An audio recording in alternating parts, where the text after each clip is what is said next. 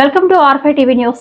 భారతరత్న మాజీ ప్రధానమంత్రి అటల్ బిహారీ వాజ్పేయి శత జయంతి సందర్భంగా ఆయన సేవలను స్మరించుకునేందుకు ఆంధ్రప్రదేశ్ బీజేపీ రాష్ట్ర అధ్యక్షుడు పివిఎన్ మాధవ్ ఆధ్వర్యంలో రాష్ట్ర వ్యాప్తంగా అటల్ మోదీ సుపరిపాలన యాత్రను బీజేపీ నిర్వహిస్తుంది. ప్రతి జిల్లాలో అటల్జీ కాంస్య విగ్రహాల ఏర్పాటు ఈ యాత్రలో భాగంగా జరుగుతుంది. ఈ సందర్భంలో పార్టీ రాష్ట్ర అధికార ప్రతినిధి జల్లి మధుసూదన్ మాట్లాడుతూ అటల్జీ నాయకత్వంలో భారతం సాధించిన ఎన్నో అపూర్వ విజయాలను స్మరించుకోవాల్సిన సందర్భం ఇది అని జల్లి మధుసూదన్ అన్నారు.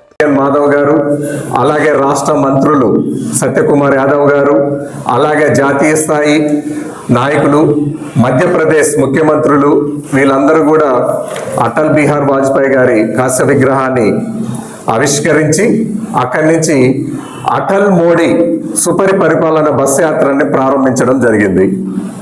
ఇది అన్ని జిల్లాల్లో కూడా వాజ్పేయి గారి విగ్రహాలు ప్రతిష్ఠ చేయడం, రాష్ట్ర వ్యాప్తంగా కూడా ఎన్డీఏ కూటమి నాయకుల ఆధ్వర్యంలో అటల్ మోడీ సుపరిపాలన యాత్రని కొనసాగించాల్సిన అవసరం ఏంటని చాలా మంది పెద్దలు అడుగుతున్నారు. ఇప్పుడు కొత్తగా వాజ్పేయి గారి విగ్రహాలు పెడుతున్నారు, మీరు సుపరిపాలన బస్ యాత్రను ప్రారంభించారు ఏంటి అని.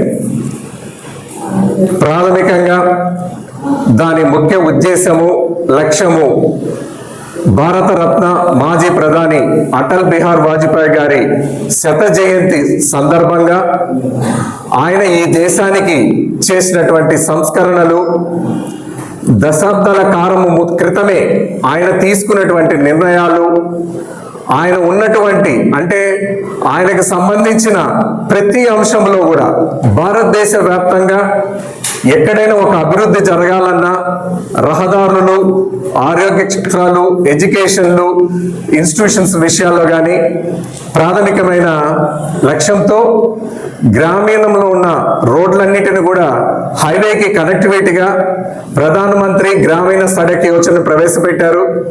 అలాగే 6 సంవత్సరాల నుంచి 14 సంవత్సరాల చిన్నపిల్లలకి ఉచిత విద్యతో పాటు నిర్బంధ ప్రాథమిక విద్య కూడా సర్వశిక్ష అభియాన్ అనే కార్యక్రమాన్ని తీసుకురావడం జరిగింది.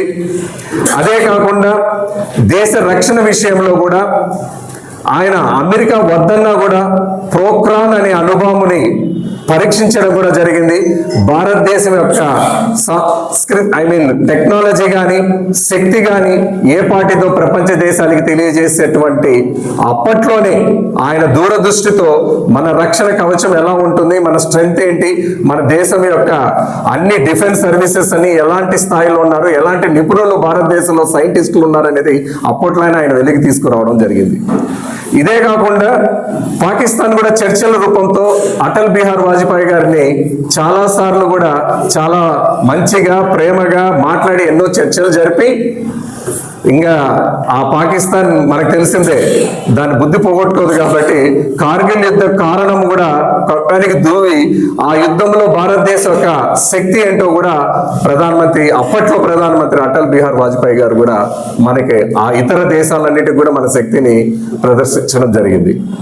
ఇవే కాకుండా చిన్న చిన్న అంటే పేదలకు కావాల్సిన ఈ దేశంలో అంటే గ్యాస్ కనెక్షన్లు కానించి, టెలికమ్యూనికేషన్ సిస్టంలో కానించి, టీవీల విషయంలో కానించి, అలాగే మౌలిక వసతులు కానించి, గ్రామంలో ముఖ్యంగా ఉన్నత పాఠశాల, ఆరోగ్య కేంద్రాలు, శ్మశాన వాటిక, అక్కడున్న రోడ్లు, దొడ్లు, ఆవులకి కావలసిన సంక్షేమకు సంబంధించినటువంటి కేంద్రాలు ఎలాంటి ప్రాధాన్యతనిస్తే ఆ గ్రామం యొక్క భవిష్యత్తు అభివృద్ధి ఉంటుందని అప్పట్లోనే ఆయన తీసుకున్నటువంటి నిర్ణయాలన్నీ కూడా ఈ రోజు మనం కళ్ళెదుట చూస్తున్నాం. ప్రతి గ్రామం కూడా ఎలా అభివృద్ధి చెందింది, గత 20 సంవత్సరాల క్రితం ఏ విధంగా ఉన్నాయి, ఈ రోజు ఏ విధంగా వచ్చిందనేది మన అందరికీ తెలిసిన విషయమే. ఆ రోజు అటల్ బిహారీ వాజ్పేయి గారు తీసుకున్న